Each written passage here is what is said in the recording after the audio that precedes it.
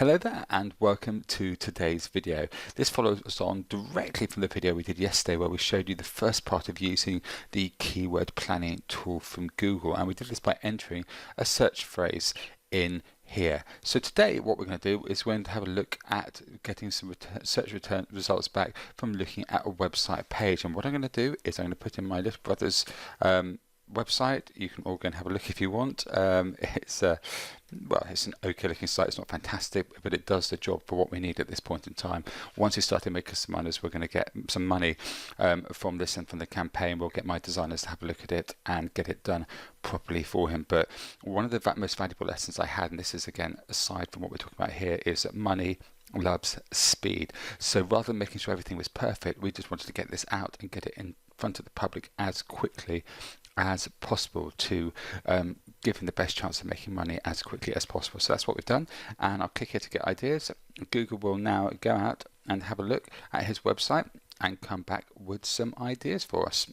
So it says no ideas. I don't believe that at all, so I'm going to click get ideas again and see what it does. Sometimes the keyword tool can be a bit temperamental is probably the right word for it. So let's go to HTTP column.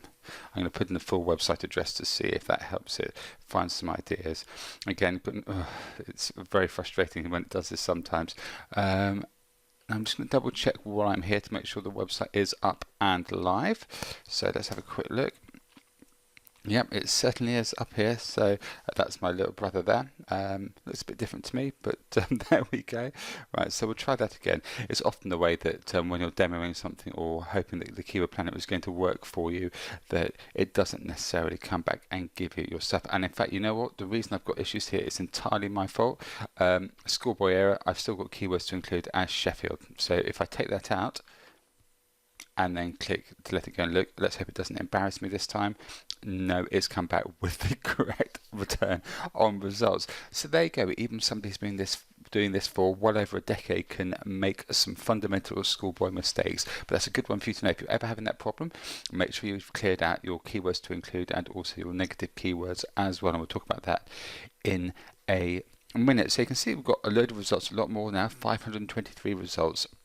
And some of these are very specific about plaster on its own, which is no good to us, but we can see there's some really good ones here which we wouldn't got from the previous search. So patching plaster walls, how to plaster a wall, not necessarily so good. Ceiling crack repair, that might be useful. Look at this, house decorations potentially.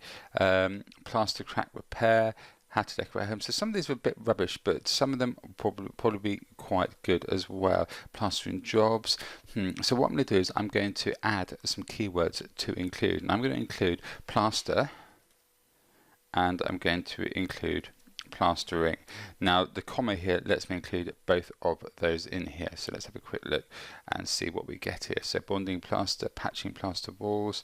It has reduced the amount we've got here. Fixing plaster walls. Plastering services. There's one that's actually quite useful. There, and let's say we just keep going down here and having a look and seeing what there is available.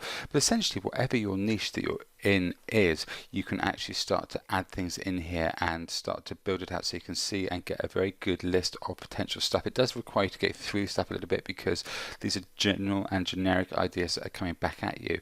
And one way you can filter this is using negative keywords. Now, negative keywords allow you to put in words that they shouldn't include. And for example here, I don't want it to include job or jobs because we don't want people who are looking for jobs or jobs. We want people who are looking for plastering contractors, and that's taken out a few of the phrases here. Actually, the figures went up there, which is crazy, but skim coat plaster, no, these are all looking for various bits for people actually looking to do it themselves. Let's have a look here and see. Old plaster walls, yeah, that could be useful. That people more in the research phase rather than the actual comparison or buying phase.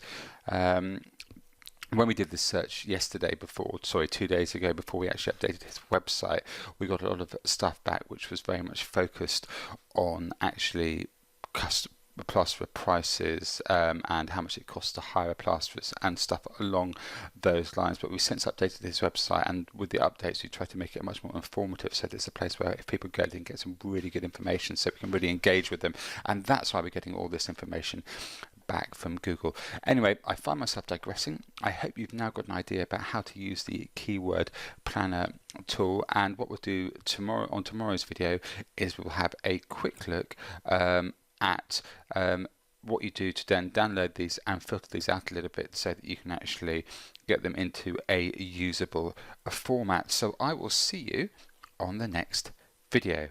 Oh, actually, I'm going to do a quick wind on that as I said goodbye.